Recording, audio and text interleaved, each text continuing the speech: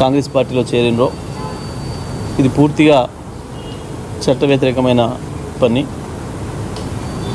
అవినీతికరమైన పని. ఈ పార్టీ ఫిరాయింపుల నిరోధక చట్టం ఉన్నది అని తెలిసి కూడా మరి వారు ఈ రకంగా పార్టీ మారడం అనేది సరైనది కాదు. మరి చట్టం ప్రకారం వీరిద్దరు సభ్యత్వాలు కూడా రద్దు కావాల్సి ఉన్నది. దాని కొరకు బీఆర్ఎస్ పార్టీ నుంచి మేము స్పీకర్ గారికి పిటిషన్ ఇవ్వడం కొరకు మేము నిన్న నుంచి ప్రయత్నం చేస్తూ ఉన్నాం. నిన్న స్పీకర్ గారు స్వయంగా నాతో మాట్లాడి నేను చెప్పిన మీ నివాసానికి నేను దగ్గరలోనే ఉన్నా, 3-4 నిమిషాల్లో చేరుకోగలిగినంత దూరంలోనే ఉన్నా, మీరు పిలిస్తే రావడానికి సిద్ధంగా ఉన్నా, మీరు ఎప్పుడు పిలిచినా వస్తాను అని చెప్పినాను. అయితే వారు నేను ఇప్పుడు చూసి చెప్తా మీకు సమయం ఈరోజు సాయంత్రం అవుతుందా రేపు ఉదయం అవుతుందా అనేది నేను నా వెసులుబాటును చూసుకొని చెప్తా అని చెప్పాను. తప్పకుండా స్పీకర్ గారు వారికి ముందే కార్యక్రమాలు ఉండవచ్చు కాబట్టి నేను ఇక్కడే వారి కొరకు వెయిట్ చేస్తూ ఉంటుంది. నేను రాత్రి 8 గంటల వరకు కూడా ఇక్కడ నిరీక్షణ చేసి వారి ఓఎస్డీకి వారి ప్రయత్నం చేస్తే స్పీకర్ గారు దొరకలేదు, వారి ఓఎస్డీకి చెప్పి మరి ఇట్లా స్పీకర్ గారు మాట్లాడి వారు స్వయంగా సమయం ఇస్తా అని చెప్పాను. నాకు ఇంకా ఏం చెప్పలేదు. మరి రాత్రి అయింది, కనీసం మరి రేపు ఉదయమైనా ఏ సమయం ఇస్తారో ఒకసారి తెలుసుకొని చెప్పండి అని చెప్పడం జరిగింది. మళ్ళీ ఈరోజు ఉదయం నుంచి కూడా నేను ప్రయత్నం చేస్తూనే ఉన్నా. మరి ఇంతకుముందు గంటన్నర క్రితం వారి ఓఎస్డీ గారు మాత్రం ఫోన్లో దొరికిరు. నాకు దొరికి సార్ వికారాబాద్కి వచ్చిండ్రు, ఇక్కడ ఏదో కార్యక్రమాల్లో పాల్గొంటున్నారు అనే మాట చెప్పింది.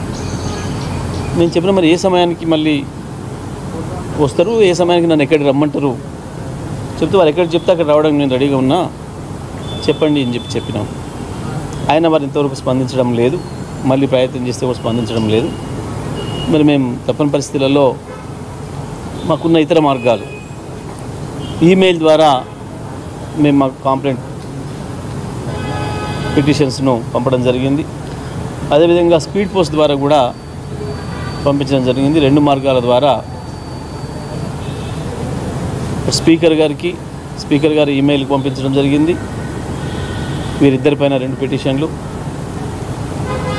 వారి అడ్రస్కి స్పీడ్ పోస్ట్ ద్వారా కూడా పంపించడం జరిగింది. ఇదే సందర్భంలో శాసనసభ కార్యదర్శికి కూడా పంపించడం, మరి స్పీకర్ గారికి అందజేయండి అని చెప్పి.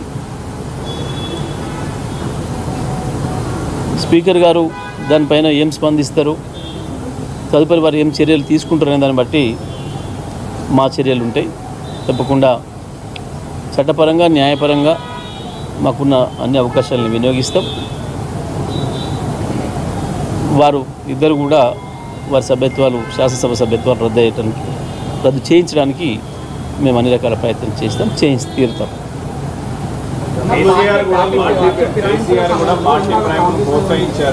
అసలు బీఆర్ఎస్కి ఫిరాయింపుల అంశం మీద మాట్లాడే నైతిక అర్హత లేదని కాంగ్రెస్ అంటారు, సిపిఐ లాంటి పార్టీ కూడా వాళ్ళకు ఉంటుందా, వాళ్ళు కూడా ఫిరాయింపులు చేసి మాట్లాడే వరకు కదా. పార్టీ ఫిరాయింపుల చట్టం అనేది తెచ్చిందే కాంగ్రెస్. పైగా ఈ మధ్యకాలంలో పార్లమెంట్ సాధారణ ఎన్నికల కంటే ముందు కాంగ్రెస్ పార్టీ, భారత జాతీయ కాంగ్రెస్ పార్టీ వారి మేనిఫెస్టోలో చాలా క్లియర్గా చెప్పింది, ఈ పార్టీ ఫిరాయింపులు అనేది ఏదైతే ఉన్నాయో ఇది మంచిది కాదు, ఇది మంచి సంప్రదాయాన్ని నెలకొల్పడం లేదు, దీన్ని మనం పూర్తిగా వ్యతిరేకిస్తూ ఉన్నాం. పార్టీగా ఏ చట్టం అయితే ఏదైతే ఉందనో ఆ చట్టానికి మరింత పదును పెడతాం, పార్టీ ఫిరాయింపుల నిరోధక చట్టానికి మరింత పదును పెడతాం. ఫిరాయింపు జరిగిన రోజే, పార్టీ కండువా మార్చుకున్న రోజే ఆ అభ్యర్థి యొక్క సభ్యత్వం, అది పార్లమెంట్ సభ్యత్వమైనా, శాసనసభ సభ్యత్వమైనా, రాజ్యసభ సభ్యత్వమైనా, శాసన మండలి సభ్యత్వమైనా పోయే విధంగా చట్టాన్ని తీసుకొస్తాం అని చెప్పి స్పష్టంగా ప్రజలకు హామీ ఇచ్చారు, భారత ప్రజలకు హామీ ఇచ్చారు. పాంచన్యాయి సూత్రాల్లో కూడా దాన్ని చేర్చాను, మేనిఫెస్టోలో పెట్టాను. దీని ఆధారంగానే ప్రజలు ఓట్లేసింది. కాంగ్రెస్ మేనిఫెస్టో చూసే ప్రజలు ఓట్లేసింది. ఓట్లేసిన ప్రజల్ని చీట్ చేస్తున్న, ఇంత నగ్నంగా మోసం చేస్తున్న కాంగ్రెస్ పార్టీకి అర్హత లేదు మాట్లాడడానికి. ఆ మాట్లాడిన ఆయన ఎవరో ఒకసారి కాంగ్రెస్ పార్టీ మేనిఫెస్టో చూసి మాట్లాడమని చెప్పండి ఎవరైనా మాట్లాడదలుచుకుంటే. దాన్ని మేమనడమే కాదు, ఇటువంటి సిగ్గుమాలిన పని మనం చేయొద్దు అని చెప్పి ఆ పార్టీకి సంబంధించిన సీనియర్ నాయకులు, శాసనమండలి సభ్యులు జీవన్ రెడ్డి గారు నిన్న స్పష్టంగా చెప్పారు. ఇటువంటి సిగ్గుమాలిన పని కాంగ్రెస్ పార్టీ చేయకూడదు, భారత జాతీయ కాంగ్రెస్ పార్టీ విధానానికి విరుద్ధము అనే మాట గత 4-5 రోజులుగా స్పష్టంగా చెప్తున్నారు వారు. దానికి వ్యతిరేకంగా వారు రాజీనామాకు కూడా సిద్ధపడరు. నిన్న ఇది కాంగ్రెస్ పార్టీ నిర్ణయం కాదు, ఇది రేవంత్ రెడ్డి సొంత ఆలోచనలు అమలు చేస్తున్నారు అనే మాట కూడా వారు చెప్పారు స్పష్టంగా. దీని వెనకాల ఇంకొక ఎజెండా ఉంది, కాంగ్రెస్ పార్టీని బదనం చేసే ఎజెండా ఉంది, కాంగ్రెస్ పార్టీని బలహీనం చేసే ఎజెండా ఉందన్న విషయాన్ని కూడా వారు పరోక్షంగా తెలియజేశారు సీనియర్ కాంగ్రెస్ నాయకుడిగా. మరి మీతో అన్న ఆయన ఎవడో, ఆయన ఒక్కసారి జీవన్ రెడ్డి గారితో మాట్లాడినాక మళ్ళీ మాట్లాడమని చెప్పారు. మరొక విమర్శ కూడా కాంగ్రెస్ పార్టీ చేస్తుంది. 19 మంది ఎమ్మెల్యేలను గతంలో కేసీఆర్ లాక్కున్నాడు, కొనుగోలు చేసిందని చెప్తుంది. ఇప్పుడు మేము కేవలం ఆహ్వానిస్తున్నాం, వాళ్ళు సిగ్గుండాలి చెప్పుకోవడానికి ఈ మాట. ఆ రోజు వాళ్ళందరికీ కలిసి చట్టంలో ఉన్న అవకాశం ప్రకారం మేము విలీనం అవుతాం, మా ఎల్పీని విలీనం చేస్తాము అని చెప్పి చట్టబద్ధంగా విలీనం చేశారు. లేకపోయింటే డిస్క్వాలిఫై అయ్యేవాళ్ళు కదా. కోర్టు కూడా వెళ్ళిన వీళ్ళు. ఏం జరిగింది ఆ రోజు? కేసీఆర్ ఎక్కడ తప్పు చేయలేదు, బీఆర్ఎస్ పార్టీది టీఆర్ఎస్ పార్టీది పొరపాటు కాదు, మీ సభ్యులకే మీ పార్టీ పైన విశ్వాసం లేక చట్ట ప్రకారం 2/3 మెజారిటీతోని విలీనం చేయడం జరిగింది, కాబట్టి దీంట్లో మనం చేయడానికి ఏం లేదు, చట్టబద్ధంగానే జరిగిందని కోర్టు చెప్పింది తీర్పు. ఈ మాట్లాడడానికి బుద్ధి ఉండాలి ఏమైనా, ఇంత స్పష్టంగా కనబడుతుంది. ఇవాళ అడగలేదా? ఇంటింటి పోయి కండవ కప్పుకొచ్చుకుంటే సిగ్గు లేకుండా, ఒక ముఖ్యమంత్రి స్థాయిలో ఉండి ఇంటింటి పోయి కండవ కప్పుకొని, కేసీఆర్ ఏం కండవ కప్పలేదు ఎవరికి, అందరికందరూ వచ్చి జాయిన్ అయ్యారు చట్ట ప్రకారం.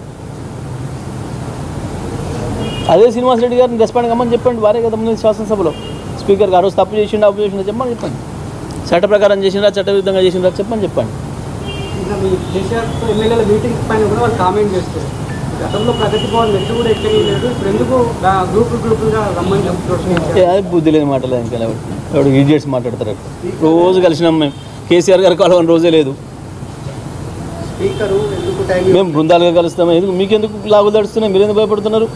కేసీఆర్ గారు కలవడం మొదలైందనగానే మీకెందుకు లాగులు దడుస్తున్నాయి? మా పార్టీ నాయకులు మా కేసీఆర్ కలిస్తే మీరెందుకు కొనుక్కుతున్నారు, మీరెందుకు మాట్లాడుతున్నారు దాని గురించి?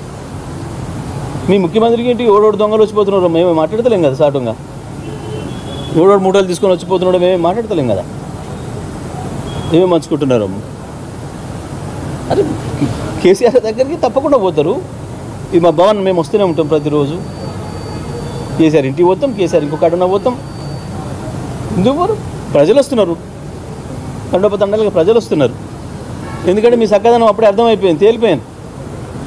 మీరు ఇచ్చిన హామీలు బూటకమని, మీరు కేవలం మోసగాండ్లని, పగడి దొంగలని ప్రజలకు అర్థమైపోయింది. అందుకే మళ్ళీ కేసీఆర్ బాట పడుతున్నారు ప్రజలు. ఒక మన నాయకులే కాదు, ప్రజలు వస్తున్నారు.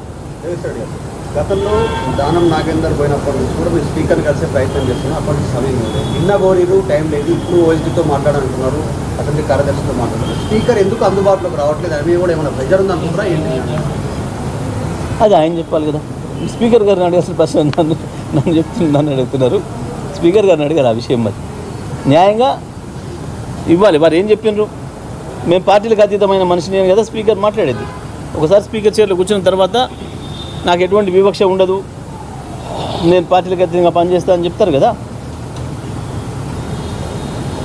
వారు నిన్న నాకు నేను సమయం అడిగినప్పుడు ఏమేం చేస్తున్నాడు ఏందనే విషయాలు నేను మాట్లాడాను. వారు ఎంత బిజీగా ఉన్నారనే విషయాలు నాకు సంబంధం లేదు.